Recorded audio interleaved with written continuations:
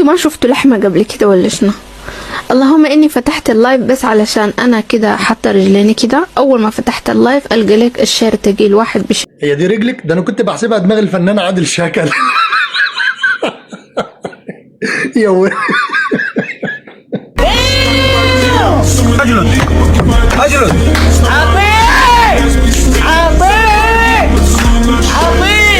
والله قالوا.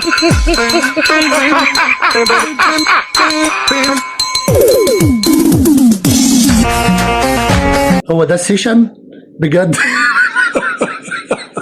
هو ده السيشن اللي انتوا بتعملوه؟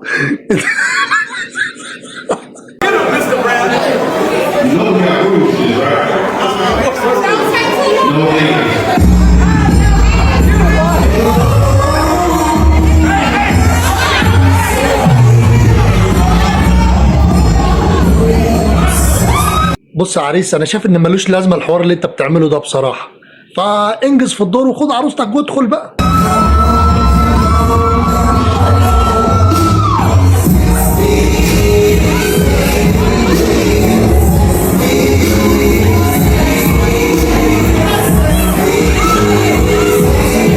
عريس كده انت قربت من المنطقه الخطره، وبعدين انا مش عارف في ايه جوه بالظبط يعني.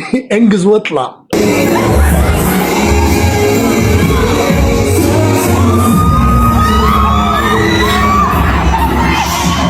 يا عم قلت لك انجز واطلع. يا بتاعت ممكن نتعرف بالفاضي مش عايز يا بنت فوق انت على البيض دي شربت وشربت ايض وهزت وبقت تتخاط يا ضربات. وبعدين بقى يعني انت تقعدي في البيت الجنونة تشتغل وتقعدي تطلعي علينا بالمحتوى ده، احنا ذنبنا ايه؟ وبعدين خلاص يعني.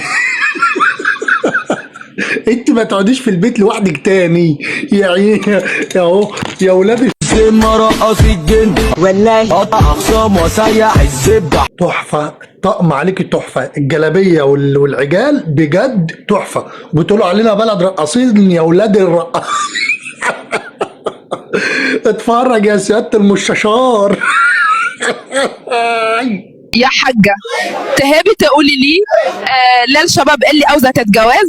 يا ابني شوف لك داج ينكفك. انا سمعت صح، صدقني انت وليه ناقصة.